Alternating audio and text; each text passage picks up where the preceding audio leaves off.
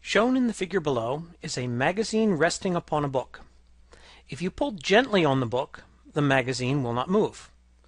If you pull strongly on the book, the magazine will slip. Let's assume you pull with enough force that the magazine just barely manages to move without slipping. Now let's stop for a moment and recognize, number one, this is a force problem. We see that because it has a force labeled to the right-hand edge. However, there's something particular about this force problem in that we have a goal to achieve. And the goal to achieve is that the magazine just barely manages to move without slipping. Now, what does that just barely mean in this context? Well, if we think for a moment about why the magazine should move at all.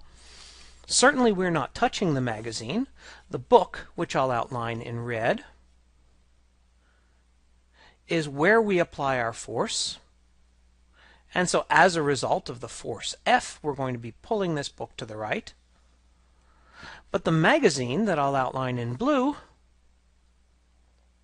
we don't touch. The reason the magazine moves along is that the magazine experiences a force between itself and the book. If the book is pulled so hard that it slips out from underneath, then the magazine will be sliding along the book, and as a result the force that it experiences is kinetic friction. However, if we are to pull to the right so that the magazine moves along with the book, then in fact the magazine is experiencing static friction. Now we remember the formula for static friction. The formula for static friction says that the force due to static friction is less than or equal to mu s times the normal force. There's an very important aspect to the expression that we've just written. This expression is not an equality, but it is an inequality. It specifies that the force of static friction is less than or equal to mu s times the normal force, not always equal to. When we deal with problems such as F equals ma, this expression is called an equation. We would never go to an equation and substitute in an amount that something was less than. For example, if I were to analyze myself sitting in the chair as I speak to you through this video, I could say with good confidence that my mass is well less than 1,000 kilograms. I would hope so. However, I would never take that information and decide that a force diagram dealing with me should have 1,000 kilograms times g as my weight, because that's not equal to my weight. That's greater than my weight. My weight is less than that amount. Therefore, in most equations, I am not tempted to plug in mu s times the normal force where the equation calls upon the static friction. The reason is mu s times the normal force is most often bigger than the static friction, and I don't want to put in something that the static friction is less than. I want to put in something that the static friction is equal to. However, on occasion, the static friction will reach its limit of mu s times the normal force, and when we read a problem, we need to see whether this problem indicates that we have reached the limit of our static friction. Looking at the wording of the problem, here is the phrase, just barely, which has also been highlighted in italics, that lets us know that we are allowed to use the value of mu s times the normal force for the static friction force. This is because if we pull gently on the book and the magazine easily moves along, static friction is less than mu n. As we pull harder and harder on the book, the static friction required to keep the magazine moving along with it is bigger and bigger until you reach the limit at which the magazine can just barely keep up with the book, and that means you have reached the equal point of the static friction with mu s n. So when we formulate our free body diagrams in this problem, we will wind up substituting mu Sn for the static friction force rather than just using the variable Fs. So let's begin. The first step in any force problem is to draw a free body diagram, and I'm going to begin with the magazine. This blue dot will represent the magazine, and we need to name every force that is acting on the magazine in order to complete the free body diagram. Well, the first one anyone thinks of is mass times g, which is the gravitational force, and our mass is 0.25, so we're going to have 0.25 g going downwards. The next thing we notice is that the magazine is resting on a surface. That surface is the contact surface with respect to the book, and therefore we will have, with any contact force, a normal. I'm going to call this N1 because there will also be a force between the book and the table. And then we may or may not have a frictional force. In this case, as we just finished discussing, there is a static frictional force, and let's think about its direction. If we are pulling the book to the right and the magazine is coming along with it, the magazine is accelerating to the right, and the force responsible for that acceleration is static friction.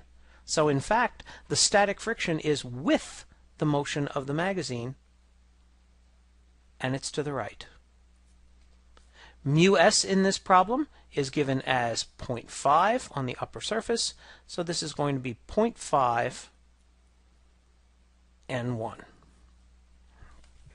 And that completes our free body diagram for the first object.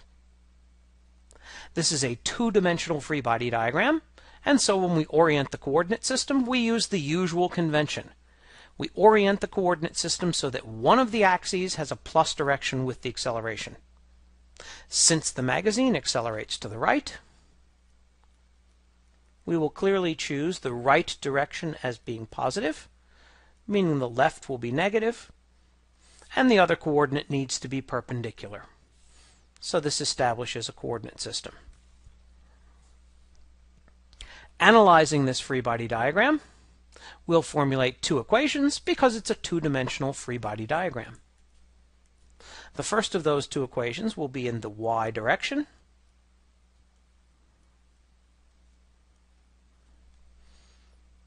Calling up as the plus y direction, we don't really care because there's no acceleration in that direction.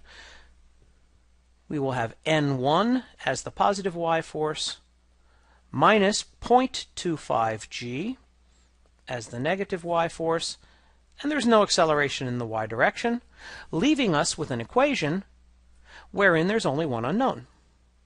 N1 is 0.25 g, which is 2.45 newtons.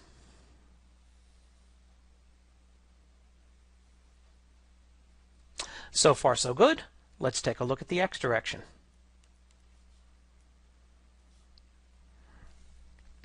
In the x direction, we have only one force, and it happens to be in the plus direction. That force is 0.5 times N1. N1 we've already solved for as 2.45. And, as always with Newton's second law, the sum of the forces in any direction is equal to m times the acceleration in that direction. The mass is 0.25 kilograms, and multiplied by the acceleration. Surprisingly, this equation also has only one unknown. The only one unknown on this equation is the acceleration, and so we can solve it so that we find the acceleration of the magazine, which is the same as the book, is 4.9 meters per second squared.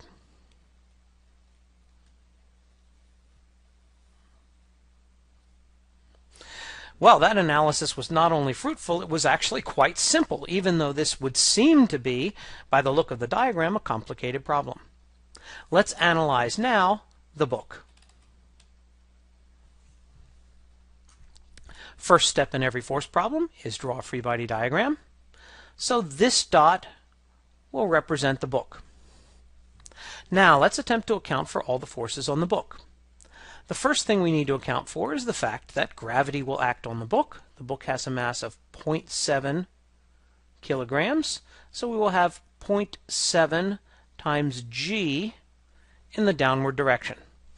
That takes care of gravity.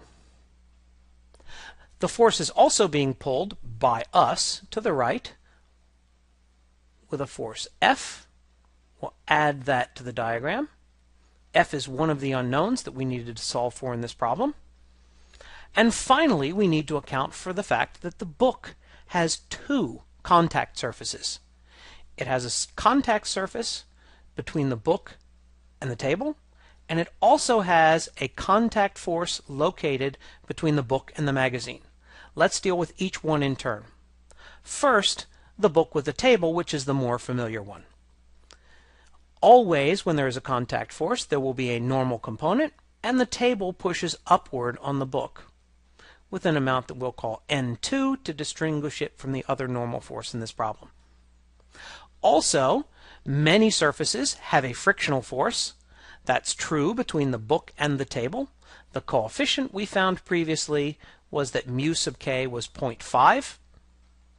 And we need to decide which is the direction of this frictional force.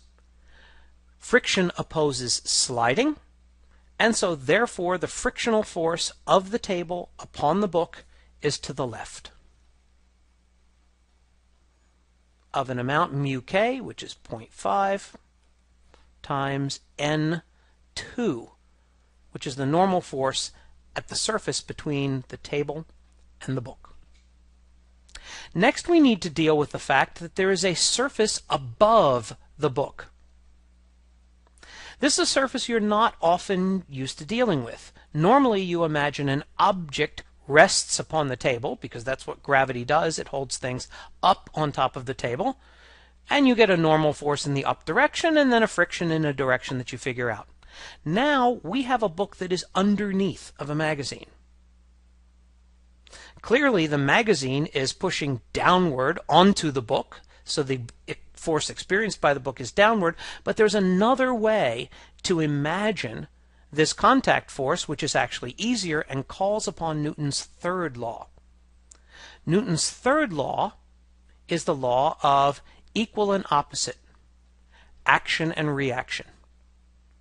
Put simply in this problem, it says that the force of the magazine on the book is equal and opposite to the force of the book on the magazine. Well, what was the force of the book on the magazine? The only influence the book has on the magazine is the contact force, which was made of two components. Those two components were N1, a normal force, and 0.5 N1, which was a static friction force. And those two were in the directions of up and to the right, respectively. By the law of equal and opposite, Newton's third law, if those two forces represent the force of the book on the magazine, then the force of the magazine on the book is made of two portions. The first one is an amount N1, which is downward, and the second one is an amount 0.5 N1, which is to the left.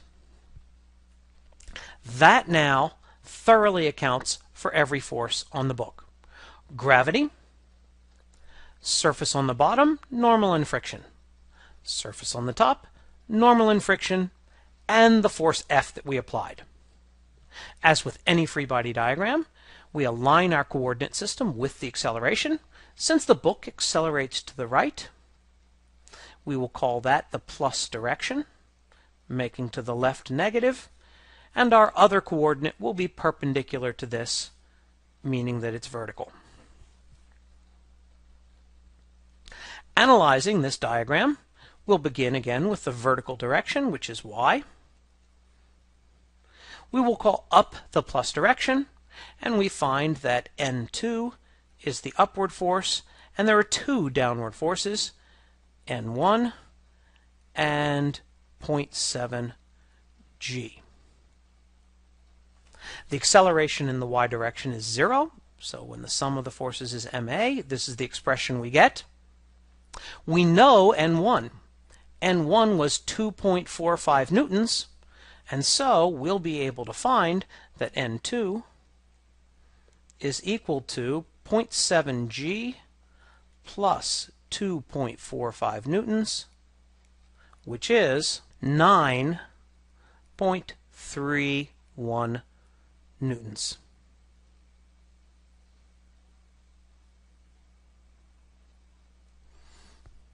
Perhaps you were expecting that. Clearly the table holds up both the book and the magazine, and so in fact the normal force of the table on the book is equal to the total weight, 0.95 kilograms times g.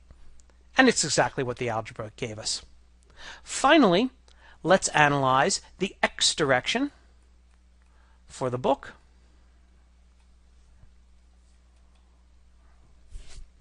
In the x direction, we see that the positive contribution is F. That's our unknown. The negative contributions are minus half of N1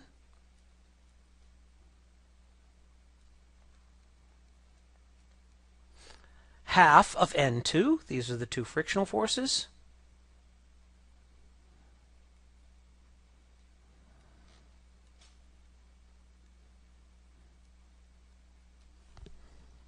And the sum of the forces in the x direction, as always, is equal to m times a.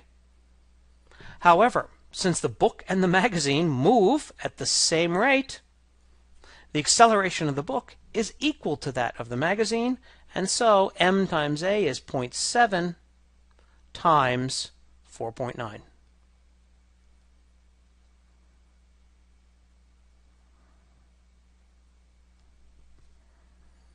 Yielding us the final result that the force which causes the book to move in such a way that the magazine can just barely keep up is 9.31 newtons.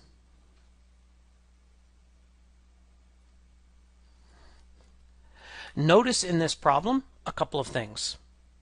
Number one, we didn't panic. Looking at a complicated problem with a book resting on a magazine, we decided to analyze this force problem the same way we always do. Draw a free body diagram, align the coordinate system, and extract every equation, one for each dimension. The only thing that was out of the ordinary for this problem was to recognize that the words just barely imply we should use static force equals mu s times the normal rather than the typical situation, which is less than.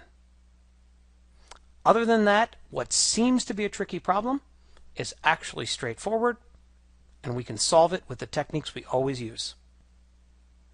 Good luck with force problems.